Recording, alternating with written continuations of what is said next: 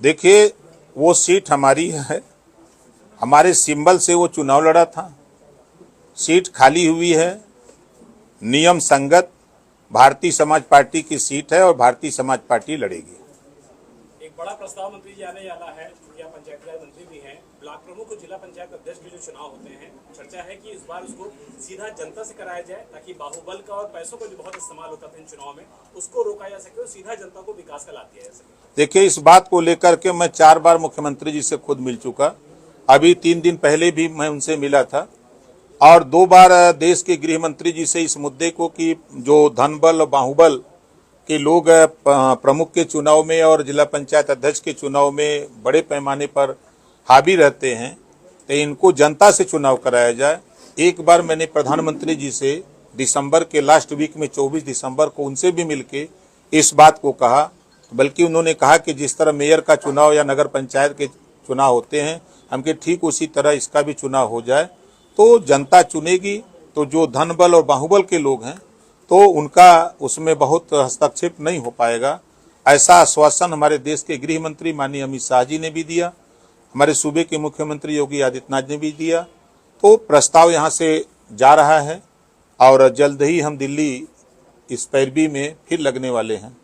प्रस्ताव आपके विभाग ने बना के भेज दिया है यहाँ से? अभी इसी हफ्ते प्रस्ताव जाएगा। इस हफ्ते जाएगा। और दूसरा एक सवाल और था कि ये अब्बास अंसारी की जो सीट खाली हुई है, सजा हुई है, क्या इसको लेकर हाई कोर्ट वगैरह आप जाएंगे?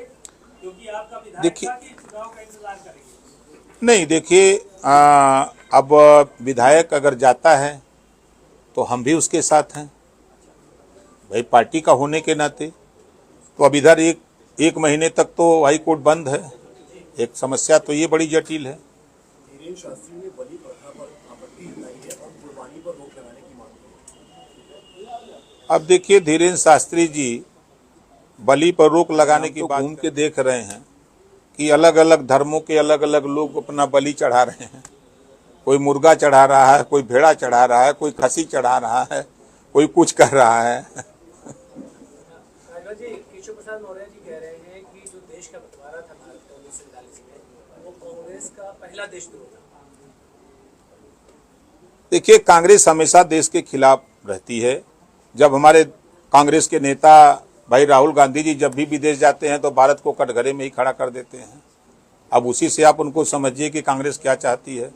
कांग्रेस अगर चाहती तो आज देश के महापुरुषों का सम्मान करती न। कांग्रेस की सरकार में कभी सरदार वल्लभ भाई पटेल की मूर्ति लगी, कभी राजभर महाराजा सुहेलदेव जी की लगी, कभी महाराणा प्रताप की लगी, पंडित दीनदयाल उपाध्याय की लगी। तो ये महापुरुषों के विषय में नहीं जानते। तो ये लोग देश के लिए 60 साल शासन किए हैं। 60 साल में इन्होंने क्या किया है वो खुद बयां करते हैं। ललितपुर जेल में रिजवान जहीर को बड़ा वीवीआईपी ट्रीटमेंट मिल रहा था, कार्रवाई शुरू हो गई सरकार की तरफ से।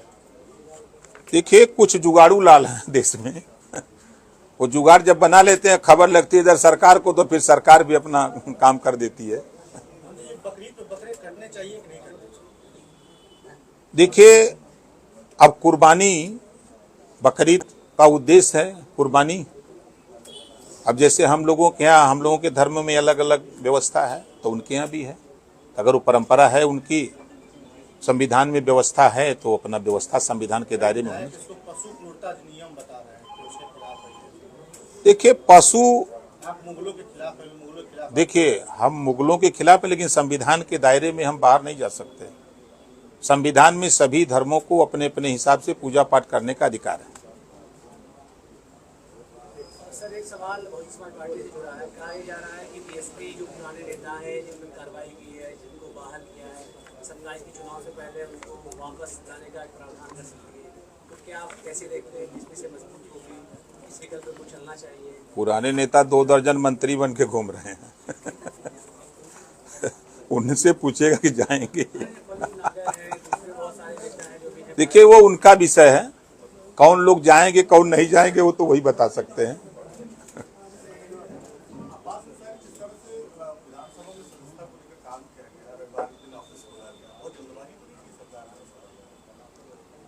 नहीं, सरकार जल्दबाजी क्या कर रही है? जो भी फैसले आते हैं उस फैसले का जो कर्तव्य है सरकार उसका पालन करती है।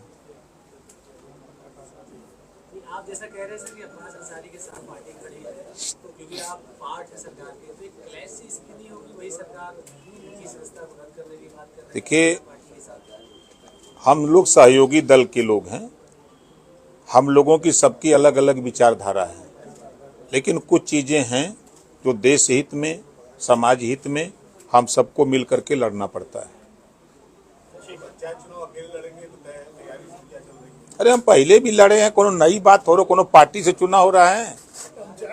पंचायत चुनाव में इस बार कुछ प्रधानों की सीटें बढ़ने की बात है, तो इसको 500 प्रधान और कुछ ब्लॉक प्रमुख। ऐसी कोई जानकारी अभी तो हमको नहीं है, ये सोशल मीडिया पर कोई साथी डाल दिए हो।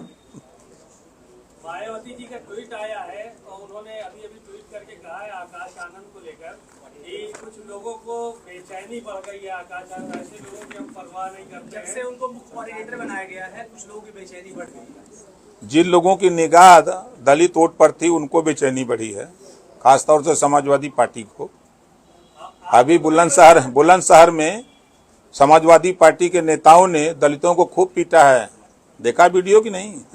दौड़ा दौड़ा के पीटा है। एक तरफ वोट की बात करते हैं, एक तरफ पीटते हैं। अच्छा, सरकार में डीजीपी मंत्री जी कोई भी आए, वो डीजीपी अखिलेश जी के निशाने पे जरूर रहते हैं। मौजूदा डीजीपी विभाग के निशाने पे आ गए हैं। देखिए, सत्ता से बेदखल होने के बाद समाजवादी पार्टी के नेता माननीय अखिलेश यादव जी परेशान है कि जल्दी सत्ता मिल जाए। जब सत्ता में थे तब तो कुछ याद नहीं आया। अभी जैसे आपने कहा, तभी जब हम लोगों ने राजभर महाराजा सुहेलदेव जी की चर्चा तेज की है, तब उनको याद आया है कि हम गोमती रिवर फ्रंट जो सीबीआई जांच कर रही है जिसका, वहीं लगाने की बात मूर्ति कर रहे हैं। हम तो आज कह रहे हैं कि 10 जून को विजय दिवस जरा मना दीजिए। नहीं, आइए बहराइच में, आप भी स्वागत है। उससे कह रहे हैं कि सोने की तलवार लगाई जाएगी। न 9 मन गेहूं वही न राधे गौने जाइए। ठीक है, थैंक यू।